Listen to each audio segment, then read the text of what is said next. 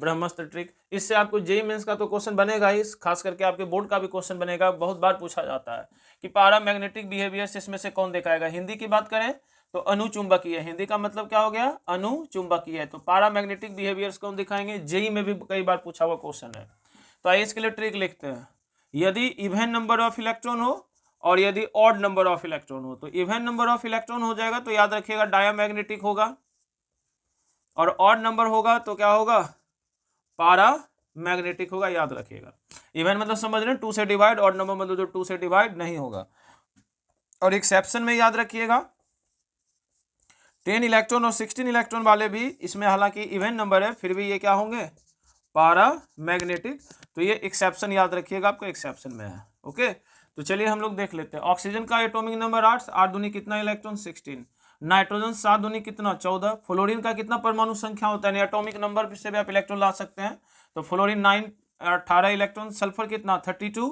और क्लोरीन कितना, क्लोरीन का एक क्लोरीन के पास 17 इलेक्ट्रॉन होता है, 17 एटॉमिक नंबर, तो 34 हो जाएगा इसका एटॉमिक नंबर जो कि इलेक्ट्रॉन होता है। तो आपको पता है क्लोरीन का 17 दूनी 34, सल्फर का परमाणु संख्या एटॉमिक नंबर 16 दूनी 32, फ्लोरीन का 9 9 2 18, नाइट्रोजन का इलेक्ट्रॉन 7 7 2 14, ऑक्सीजन का होता है 8, परमाणु संख्या इलेक्ट्रॉन 16 इलेक्ट्रॉन। अब ये क्या है आपका इवन नंबर है, 2 से डिवाइड हो जाएगा, तो 2 से डिवाइड होगा तो इसका मतलब ये क्या हो जाएगा, डायामैग्नेटिक। 14 है तो 14 में क्या हो जाएगा, 2 से डिवाइड, तो ये भी क्या हो जाएगा, डायामैग्नेटिक। 18 भी 2 से डिवाइड है, क्या हो जाएगा, डायामैग्नेटिक। सल्फर भी 2 से डिवाइड है, क्या हो जाएगा, डायामैग्नेटिक। और क्लोरीन भी 2 से डिवाइड है, तो ये भी क्या हो जाएगा आपका, सॉरी, डायामैग्नेटिक। अब क्वेश्चन क्या कह रहा है, पैरामैग्नेटिक कौन होगा। तो एक्सेप्शन केस देख लेते हैं। 10 इलेक्ट्रॉन और 16 इलेक्ट्रॉन वाले पैरामैग्नेटिक होते हैं।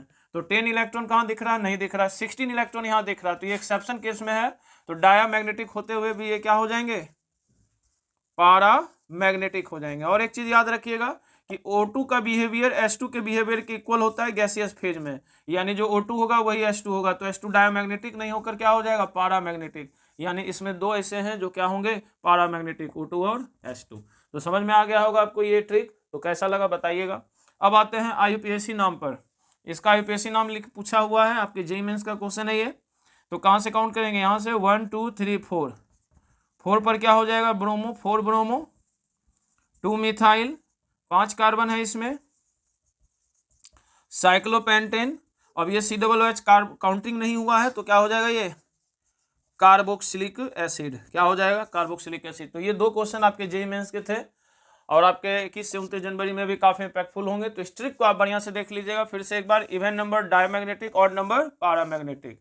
इवन ऑड समझते होंगे आप लोग अच्छे से, बस हो गया ट्रिक। खाली एक्सेप्शन याद रखिएगा, 10 इलेक्ट्रॉन 16 इलेक्ट्रॉन वाले क्या होंगे, पैरामैग्नेटिक, अदरवाइज सब क्या हो जाएंगे आपके इवन वाले डायमैग्नेटिक। बाय।